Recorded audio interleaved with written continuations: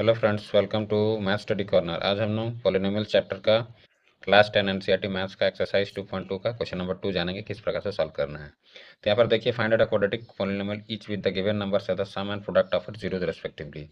तो यहाँ सम of zeros 1/4 दिया हुआ है, तो हम लोग लिख लेते हैं सम ऑफ जीरोज इक्वल टू क्या दे दिया है 1/4। और आप जानते हैं कि सम ऑफ जीरोज का रिलेशन क्या होता है, -b/a। ठीक है, यानी कि मेरा क्या हो गया, -b इक्वल टू 1 हो गया, यानी कि b इक्वल टू -1 आ गया। ठीक है स्टूडेंट्स, अब उसके बाद हम लोग क्या क्या आ गया, a इक्वल टू 4 दिया हुआ है। ठीक है, तो इसका जो इक्वेशन क्या हो जाएगा, देयरफॉर इक्वेशन इक्वेशन क्या होता है, हम लोग का क्या होता है, मेन इक्वेशन होता है ax² + bx + c होता है। ठीक है, तो अभी c भी मेरे को पता करना, b और a तो आ गया है। अब सम ऑफ जीरोस के बाद हम लोग क्या लिख देंगे, प्रोडक्ट ऑफ जीरोस भी तो दिया हुआ है। प्रोडक्ट ऑफ जीरोस क्या दिया हुआ है, देखिए प्रोडक्ट ऑफ जीरोस हम लोग का फॉर्मूला क्या होता है, c/a होता है।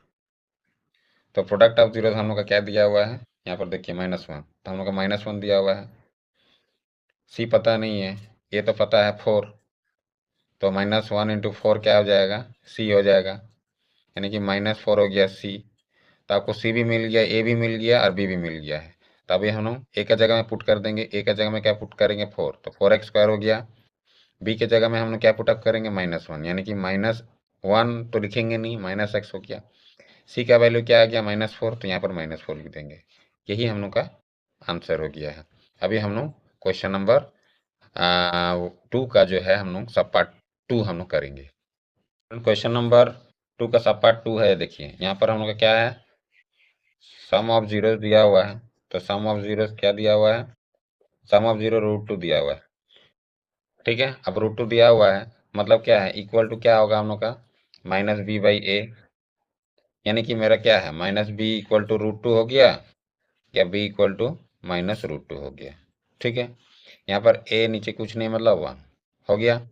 अभी हम लोग क्या करेंगे, प्रोडक्ट ऑफ दिया हुआ है, प्रोडक्ट ऑफ जीरोस हम लोग का क्या दिया हुआ है, 1/3। ठीक है, अब 1/3 दिया हुआ है, इक्वल टू क्या हो जाएगा, इक्वल टू c/a हो जाएगा, होगा ना। तो यानी कि c इक्वल टू मेरा क्या हो गया 1, और a इक्वल टू यहाँ पर 1। देखिए यहाँ पर गौर करके देखिए कि यहाँ पर a कुछ नहीं दिया हुआ है 1।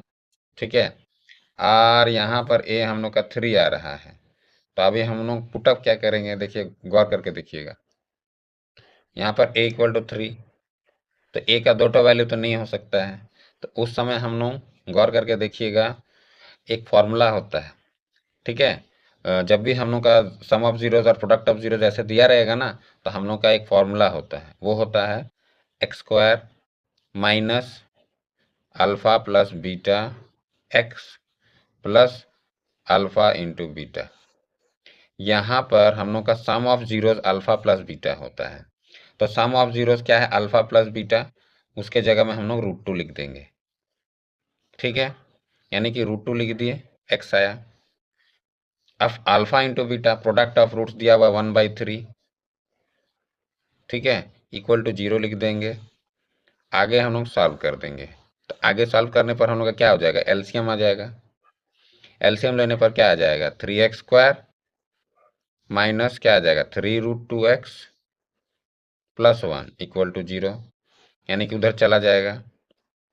तो हम लोग का आ जाएगा 3x² minus 3√2x + 1 equal to 0। 3 ऊपर जाके मल्टीप्लाई हो गया तो 0।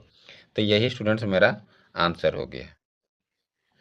जब भी इस टाइप का आपका क्वेश्चन रहा, a का वैल्यू 2 आएगा, तब आपको ये जो फॉर्मूला है इसका यूज करना है आप लोग। तो ये क्वेश्चन नंबर 2 का सब पार्ट 2 हो गया स्टूडेंट्स। अभी हम लोग क्वेश्चन नंबर 3 यानी सब पार्ट 3 में चलेंगे। तो हम लोग क्वेश्चन नंबर 2 का सब पार्ट 3 जानते हैं। तो देखिए यहाँ पर सम ऑफ जीरोस दिया हुआ है। सम ऑफ जीरोस क्या दिया हुआ है देख लेते हैं। सम ऑफ जीरोस दिया हुआ है 0। सम ऑफ जीरोस का मतलब क्या है, आपका होता है -b/a। ठीक है, यानी कि -b इक्वल टू 0 या b इक्वल टू 0। ठीक है, अभी देखिए हम लोग का क्या है, प्रोडक्ट ऑफ जीरोस दे दिया है। प्रोडक्ट ऑफ जीरोस क्या होता है, सी बाई ए होता है। तो प्रोडक्ट ऑफ जीरोस तो आपको दिया हुआ है √3 इक्वल टू सी बाई ए, यानी कि क्या हो जाएगा, सी इज इक्वल टू √3, ठीक है, और ए इज इक्वल टू 1 हो जाएगा।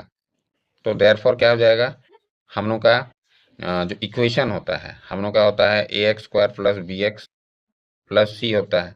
तो अभी हम लोग ए का जगह में पुट कर देंगे 1, ए का जगह में पुट कर देंगे तो एक्स स्क्वायर हुआ, बी के जगह अगर पुटअप करते हैं 0x, और सी के जगह हम लोग पुटअप कर देंगे क्या हो जाएगा, √3, यानी कि फाइनली मेरा इक्वेशन क्या आ गया, एक्स स्क्वायर, देखिए 0 × x तो 0 होता है, इसलिए 0 तो हम लिखेंगे नहीं, यानी कि प्लस √3।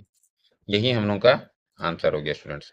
तो हम लोग का सब पार्ट 3 का जो आंसर है ये है, ठीक है। अब हम लोग सब पार्ट 4 में, स्टूडेंट्स हम लोग सब पार्ट 4 देखिए 1,1 दिया हुआ है, यानी कि सम ऑफ जीरोस दिया हुआ है। सम ऑफ जीरोस क्या दिया हुआ है, देख लीजिए 1 है, ठीक है, हम लोग का 1 आ गया। अभी सम ऑफ जीरोस जब 1 आ गया है तो इक्वल टू क्या होता है, हम लोग को पता है कि -b/a होता है। आपको पूरी तरह से क्लियर है, पता है कि सम ऑफ जीरोस -b/a होता है। तो अभी हम लोग क्या हो जाएगा, -b हो जाएगा मेरा 1 हो जाएगा, या b इज इक्वल टू -1 हो गया, और a इज इक्वल टू 1 आ गया। तो अभी क्या हो जाएगा, प्रोडक्ट ऑफ जीरोस हम लोग लिख देंगे,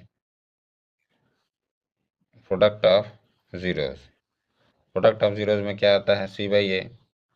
प्रोडक्ट ऑफ जीरोस क्या दिया हुआ है, हम लोग का 1 दिया हुआ है, 1 इज इक्वल टू c/a, यानी कि क्या हो जाएगा, c is equal to 1, okay. तो देयरफॉर क्या है, हम लोग का जो मेन इक्वेशन होता है ax square plus b x plus c, तो उसका आगे हम लोग ए का जगह पुटअप कर देंगे, क्या पुटअप कर देंगे 1, यानी कि एक्स स्क्वायर, बी के जगह पुटअप कर देंगे -1, यानी कि -x हुआ, सी के जगह पुटअप कर देंगे 1। यही हम लोग का स्टूडेंट्स आंसर हो गया। अभी हम लोग सब पार्ट 5 हम लोग करेंगे स्टूडेंट्स। हम लोग अभी सब पार्ट 4-5 हम लोग करेंगे, जहाँ पर आपको सम ऑफ जीरोस देखिए 1/4 दिया हुआ है, यहाँ पर प्रोडक्ट ऑफ जीरोस 1/4 दिया हुआ है।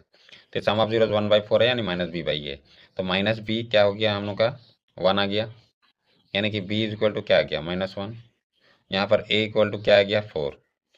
प्रोडक्ट ऑफ जीरोस क्या होता है, c/a होता है। तो प्रोडक्ट ऑफ जीरोस क्या दिया हुआ है हम लोग का, देखिए 1/4 दिया हुआ है, यानी कि हम लोग 1/4 लिख देंगे, ओके, इक्वल टू c/a लिखेंगे। तो हम लोग का c क्या हो गया 1, a इज इक्वल टू 4, यानी कि हम लोग का भी सही है, वो वाला दूसरा वाला फॉर्मूला हम लोग को यूज़ नहीं करना है।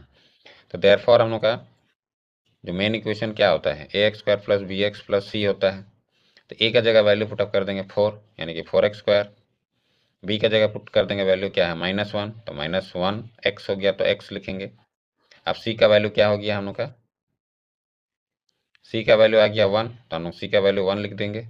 तो यही हम लोग का आंसर आ गया, यानी सब पार्ट नंबर 5 का हो गया। अब पार्ट 6 करते हैं। सम ऑफ जीरो देखिए 4 दिया हुआ है, जो कि इक्वल टू -b/a होता है। प्रोडक्ट ऑफ जीरो c/a है, जो कि दिया हुआ है, क्या दिया हुआ है हम लोग का 1 इज इक्वल टू c/a, यानी कि मेरा यहाँ पर -b इज इक्वल टू 4 हो गया, या b इज इक्वल टू -4 हो गया, और a इक्वल टू यहाँ पर 1 है, ठीक है। और यहाँ पर देखिए c इज इक्वल टू 1 है, a इज इक्वल टू 1 है, यानी कि मेरे को स्टेप सी ठीक है, और वो वाला हम लोग डायरेक्ट फॉर्मूला हम लोग को यूज़ नहीं करना होगा। देयरफॉर हम लोग लिख देते हैं ax square plus b x plus c, जो मेन फार्मूला होता है उस पर हम लोग पुटअप कर देंगे। a का जगह क्या है 1, यानी कि एक्स स्क्वायर, और b का जगह क्या है यानी कि -4, तो हम लोग क्या लिखेंगे -4x, और प्लस सी का क्या दिया हुआ 1, यानी कि 1। यही हम लोग का आंसर। तो स्टूडेंट्स आज हम लोग क्लास 10 का जो एक्सरसाइज 2.2 है पॉलिनोमियल्स चैप्टर का एनसीईआरटी मैथ्स जो है, हम लोग क्वेश्चन नंबर 2 का 1 2 3 4 5 6 सब पार्ट्स हम लोग सॉल्व किए हैं। तो स्टूडेंट्स आप देख पाए हैं कि ये जो क्वेश्चन है 2 बहुत ही आसान है। ये फॉर्मूला बेस्ड क्वेश्चन है, और सम ऑफ जीरोस और प्रोडक्ट ऑफ जीरो से रिलेटेड है। तो आशा करता हूँ कि ये वीडियो आपको पसंद आया, तो लाइक शेयर कमेंट कर दीजिएगा, और मेरे इस चैनल को सब्सक्राइब कर दीजिएगा, ताकि आपको एनसीईआरटी मैथ्स क्लास 10 से रिलेटेड जितना भी सॉल्यूशन है आपको मिलता रहे, और अपना डाउट क्लियर करते रहें, और आपका जो सेशन है क्लास 10 का अच्छा चले, और आप सक्सेस प्राप्त करें। आज तक के लिए इतना ही। Have a good day, thank you.